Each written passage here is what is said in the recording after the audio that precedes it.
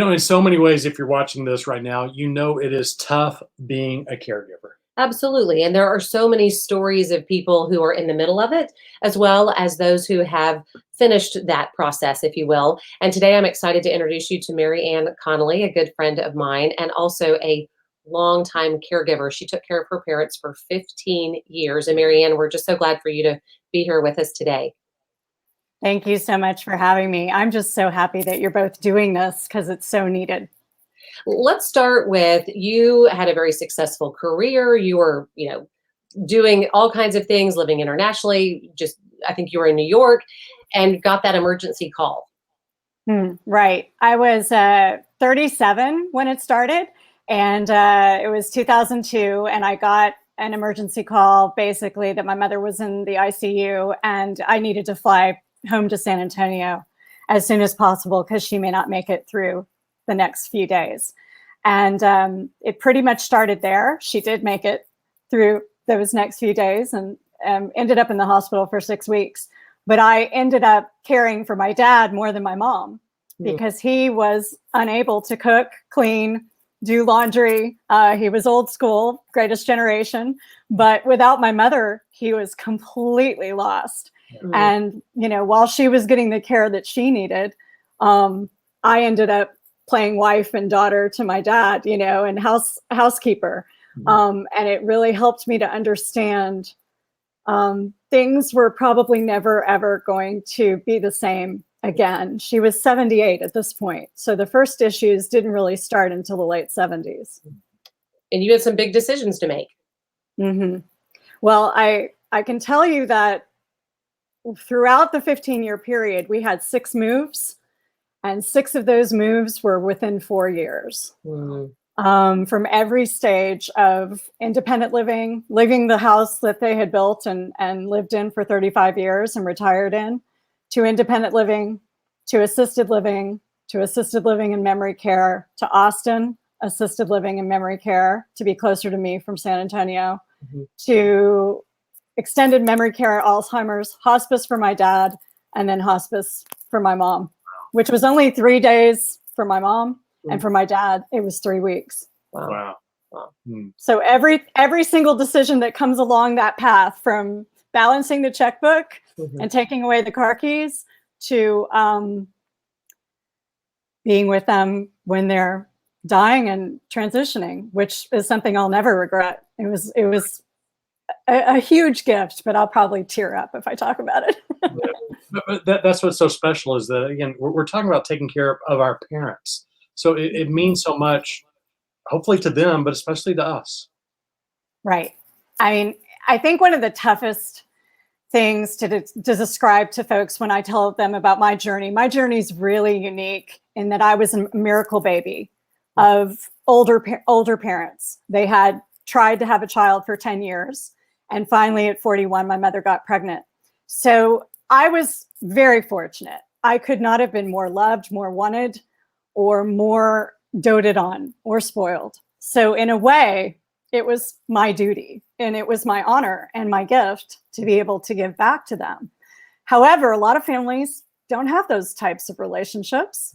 They may have some very difficult, issues with their folks. And so it's not always easy. I mean, it's never easy, but typically it falls on one child who is the caregiving type. But in our case, I'm an only child. Yeah. So Exactly. Yeah. Me or nobody. Yeah, that's where we're lucky that I have a sister, you have a brother. Right. So we are able to kind of split up duties. I know it's a little bit different because of where we live. Right. But gosh, it had to be so hard on you just being all by yourself. And It was. leave your career and move closer to them. Yeah. I mean, it was interesting. I had a good friend who started a magazine here in Austin called Brilliant, who had a mother who was an only child caregiver. And he and I would get together from college, and we would get together for lunch. And when I would visit from New York, and he would remind me, he would say, the time is coming for you to come home. You need to be closer to your folks. They're going to need you, whether you like to hear that or not. Those days are coming. He saw his own mother go through it. And It was a good time to leave New York. It was 2 years after 9/11. So things had changed in New York significantly in the media business as well. New York was coming back, but it was never the same after that day, nor was our country. So I was happy to come back, but I chose Austin to be just far enough away from them. And they were in San Antonio. Easy to access, yeah, but easy to get to them when you needed to. Yeah. Yes, but that actually turned into driving down every weekend for several years to either help clean out the house or help with baths and showers, because they were not ready to have an outside stranger help them with some of those personal, private things that we all take for granted. There were emergencies every 2 years, ironically. So I have a great book planned because they alternated every 2 years. They never did it at the same time except in their last year together in 2011. So I was always able to sort of manage one and not the other. But it affected the other, probably. The person who was left behind in some ways suffers more, ironically. Yeah. Well, what would you say were kind of the biggest challenges that you faced, as well as the biggest lessons that you learned? Yeah. I think one of the biggest challenges that I'm trying to save the rest of the world from is not having enough resources or colleagues or friends in my immediate circles because of my age who were going through the same thing. So I did call on cousins who were a little older who had were caregivers for their parent or for a sister or brother, but they were in other cities, and they did it with spouses and help and children. So I think what was one of the hardest things for me was I was editor of Austin Woman at the time, and I was doing incredibly long hours for that, and as well as going to all these events while also managing the lives of 2 other fully grown adults who trusted me with that, and did it as best I could based on what they had told me in their youth and what they had planned for, but not finding enough resources at that time, 15 years ago, and not knowing where to turn. Truly, like you said, Mike, feeling really alone because nobody could relate. Nobody really got it. Right. And so now there's a wealth of resources, including your page, right? There's so much out there where people can turn and find the help that they need, plus businesses and innovation in the space to help people stay in their homes longer. So that, I'm excited actually, because the future of caregiving is probably much brighter for us, hopefully, than it was for my parents. So that is a bright, shining, glimmer, a beam of light hope that I move towards daily, because I know it can't get any worse than it was with me. What about the biggest the lessons or the encouragement that you might offer for those people who are in the middle of it right now? One of my biggest mantras for this part of the journey is that, we live in an American society that is youth obsessed. It's a youth obsessed culture. We don't celebrate age and aging. We're beginning to, as people are living longer, and the boomers are starting to change that. But we do not revere our elders like many other cultures do. And we need to integrate them into our lives, multi-generational housing, living with the family. That's what used to happen. Your grandparent lived at home. And now that we're all, more spread out, and now especially because of COVID and the isolation that came from that, we are truly challenged to spend more time with these people who've meant so much to us. I also feel very strongly that it's an inevitability. If you're lucky enough to live long, you're going to have issues. It is something that we should be embracing, not necessarily celebrating, but understanding that it's just part of the cycle of life.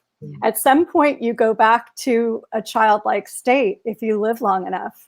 And to me, it's kind of a perfect circle if you're able to care for someone as well as they cared for you as a child. You know, I want us to care for our elders as well as we do for our children, because I believe most of us, not all of us, but most of us believe that they are transitioning into something more.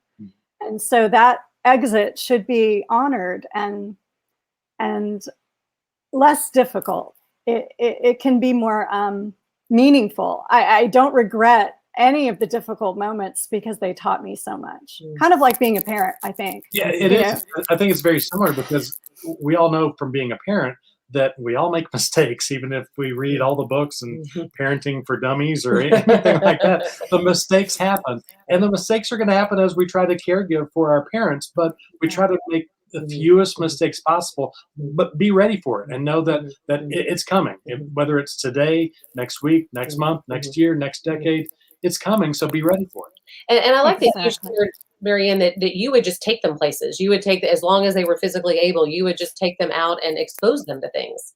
Well, it was pretty, it was pretty comical sometimes, because here I was, 5'2", 125-pound, then blonde, with my walker for dad, or walker for mom and wheelchair for dad, and negotiating that out of my trunk and trying to keep them both standing and not falling over, and ensuring that I find the wheelchair ramps. I managed to take them to concerts, at the PAC, and I managed to take them individually out as much as they wanted to go. But having two of them over for Christmas dinner when I finally moved them to Austin was really challenging for one person. I did not have children, and I'm not married. So in an ironic twist, I learned how to parent from parenting my parents. Yeah. And I believe I made tons of mistakes. And I got so angry. I can't tell you how many times I screamed at God. There were moments where I was just, I think after the third hip break and or heart attack, my dad only had one heart attack, but between the two of them, we had 3 hip breaks. Wow. I remember screaming at the heavens, saying, I cannot do this anymore. I have nothing left. And, we've all had moments like that in life, I'm sure. But I managed, and I got through it with the help of a lot of caregivers. I never cared for my parents solely alone at home. I made the decision to pay for care and move them simply because I saw no other way to do it. It would have cost 3 times as much to have home health in that case. So many tough decisions. What's maybe one piece of advice that you might share with people who are in that frustrating state of it's the parts that are really hard? What advice would you give to them? One of the moments that I regret the most is just it's a silly little story, but my mother loved, this was after my dad had passed away. He passed away in 2012, and my mother outlived him by 5 years with Alzheimer's and dementia. She got sweeter and more docile and happier as her disease progressed, and more childlike, which is interesting. But she always was a big napper. And one day I was over there having lunch with her, and she said, Mary, just lie down with me. Just take a little nap. Let's just take a little nap together. And I was so busy. I had so much work to do. There were so many things in my life I wanted to attend to. I said, no, Mother, I don't have time. I can't do it today. I'm sorry. We'll do it another time. Well, that time never came. And, years passed. I mean, she just never asked me to do that. And she may never ever even remembered that. But I think it would have meant so much to me and to her in that present moment, which is where many people are with dementia and Alzheimer's, that we would have just had a beautiful little nap. Maybe 15 minutes would have been all it would have taken before she woke up and wanted to go get something to eat. But it would have been a memory that I would have cherished because we were very close. So I think the takeaway is be fully present in whatever it is that they need at that time, even if it's a difficult moment. Sometimes you need to walk away and let the caregivers or the staff do what they do best because you're too close. But when you have special moments and special memories, and even when they don't remember things, but they're enjoying something in the moment, that's when you really need to make memories for yourself Because you'll never get that chance again. Yeah. Yeah. Yeah. Great advice. Yeah. Great Mary Ann advice. Connolly, thanks so much. Thank you. I'm so happy y'all are doing this, and I'm so happy I could just speak with you today. Thanks again. We Thank appreciate it. you. Yeah, I think it just teaches you, don't miss out on those moments, Right. whatever it is, because you never know what it could be. You Right. don't want to miss out. Yeah. So it's doesn't make it easy, No. but it just helps you at least persevere through each and every day as a caregiver. Yeah. So if you have a caregiving story you want us to share, or if you have any type of expert or advice that you're looking for, let us know and we'll have it here on Parenting Aging Parents.